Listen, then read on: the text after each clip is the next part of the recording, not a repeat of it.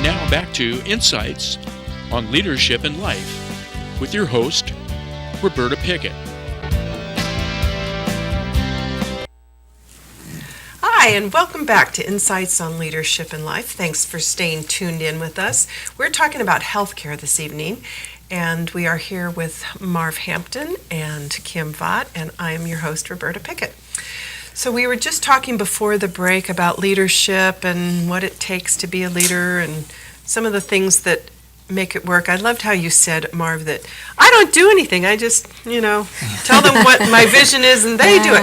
And that's actually is. And you mentioned too, same thing with Ann being a good leader and sharing the vision and then having that filter down throughout the organization. So no matter whether it's a volunteer organization like the Foundation or Rotary or, it's not for profit, but like Sutter Amador Hospital, it's still that portion of leadership is so important. And I think the other thing you mentioned was leaders have I think good leaders have a really strong commitment to whatever it is their job is. And that's whether it's paid or unpaid. And so they're always giving, they're always out there doing more. And yet it's so important to also renew, to have a balance, to renew your vitality and your energy and your enthusiasm and your passion for what you do love, because it's easy to get burned out. So what about you guys? How do you renew? How do you rejuvenate? Want me to go first? Either one. Jump in. Well, this is a very good topic, actually, because, as healthcare leaders, we take care of patients. We take care of help support physicians. We take care of everyone else, our other leaders, our managers, our supervisors, and sometimes lastly, we look at ourselves. And so we actually just had Connie McKenna, who's one of our wonderful nursing supervisors, do a little presentation to all us leaders before we went live with electronic health record on how do we develop resilience within ourselves. And it was just a phenomenal little presentation, and what touched me was how I naturally kind of build resilience is by gratitude. It's by being so thankful for the things that I have every day, for the role that I have. It's an honor to be able to lead others, to grow and develop them, and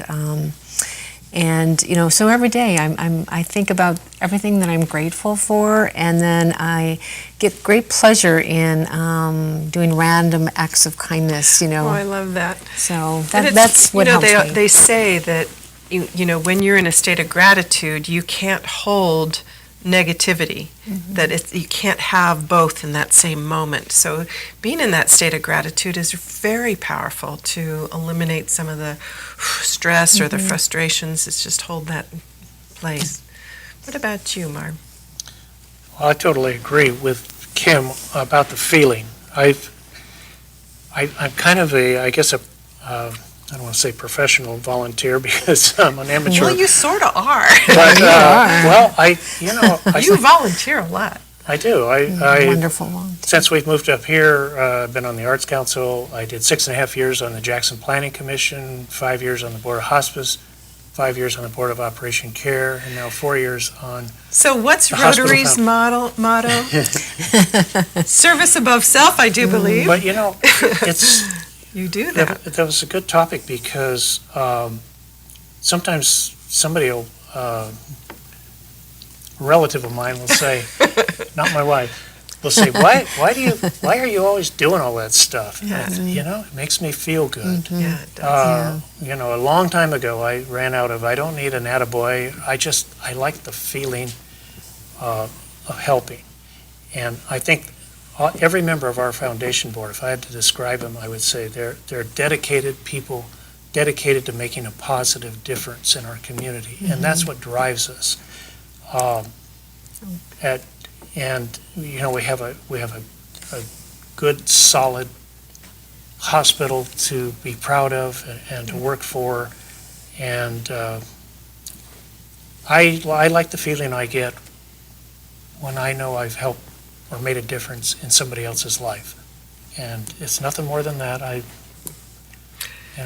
Well, it's nothing more than that, and yet that's huge. The fact that that's clearly a focus for your life is to spend a good part of your time and effort and even money contributing to the benefit of others through your service work.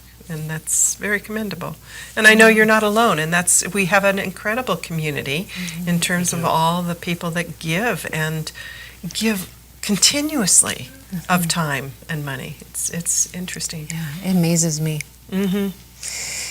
And some other things I do is I've learned to put my tennis shoes on in the middle of the day. I zip out the front, I walk up to St. Selva, and I come back, and I have a whole new outlook on life. And I remember to breathe. Oh, so and, true. if I can't do that, then I close my door for 5 minutes. I just try to, breathe and slow my body down and just regroup, and there I go again. So It's I'm interesting. trying. I was doing wellness coaching in previously, and one of my clients who had diabetes said, I was asking him what he was doing to keep up with his diet and exercise, and he said, my kids got me a Fitbit. And I'd said, what's a Fitbit? And it was the first time I'd heard of one, but it was as a result of him that I ended up getting one. And, there's a lot of different ones or things out there these days to track your activity level. But I will say it really makes a difference if you use it regularly, because you start competing against yourself. And getting out there and walking is such a good way, and it adds up during the day. I used to tell them, it doesn't have to be all at one time. If your legs get tired or your knees get tired, it's okay. Do a little bit in the morning, some in the afternoon, walk around the kitchen if that's what it takes. And you don't have to go out anywhere, but it's so true. Get out there and walk and breathe. The breathing is, it sounds like so silly. It's like, I do that anyway. Well, you don't really, you don't think about doing it, but when you do it consciously, it makes a difference. Yep. Yeah, huge difference. So. And then on the weekends, my husband and I, we like to just head up to either a lake or a view of the mountains. The outdoors, it kind of rejuvenates my soul, so. You see my book? Oh, no. I'm with you. Oh, I haven't. Definitely, that's the way I feel Fantastic. too. It really is a renew for me. So that's kind of what I do to build resilience and renew myself. So you have to take care of yourself in order to take care of others. Yeah, it is that airplane analogy, right? Put the mask on you before you take care of those that are there with you. Because if you're not, you have nothing left to give others. Every time I think I'm getting fit, I see my wife go out the door. I'm going to run 10 miles. I'll be back in a little while. Wow, she does it? Just about every day. Wow, I'm impressed. That's great. Yeah. It helps. It does help. Absolutely, it helps. You have, I was thinking about Rotary, and I know it's connected into healthcare, actually, and it's actually connected in with Ann Platt, too, because you guys are doing a special project later in this year, right? We are, and Ann's going to be the the driving force behind it. We want to do a 4-club project. Our 4 clubs, your Upcountry Rotary. Right. We have Ione, Plymouth Foothill Rotary, and Jackson. We want to do a project together to give some attention to Rotary, some publicity, and it'll be a 4-club blood drive. We've targeted June 1st at the American Legion Hall. We'll be working through Blood Source. Each of the clubs will participate, and it'll be a community-wide program to So get you're looking people out, donate blood to to the donate hospital. blood. And is it just regular blood, or are you also looking for plasma, or what are you looking for? I mentioned because we had one of the speakers from Blood Source come to one of our meetings, and I told her that I had a certain type of blood, and it's not super rare, but it's kind of rare. And she said, well, you're the platelet person we'd be looking for. We probably wouldn't use your blood for anything else than that. Oh, interesting. You're Yeah. special. You got special blood, Marv. Yeah. Blue. Want you! Blue blood. Yeah, it could be worse than being a blue blood. Yeah. Yeah, it's going to be a great project.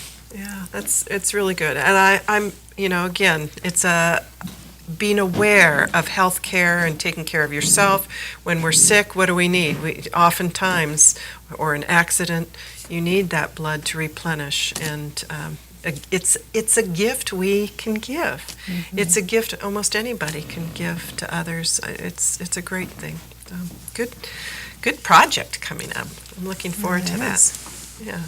Well, I want to thank you both so much for being here, talking about healthcare issues that are nationwide, but also very relevant here locally.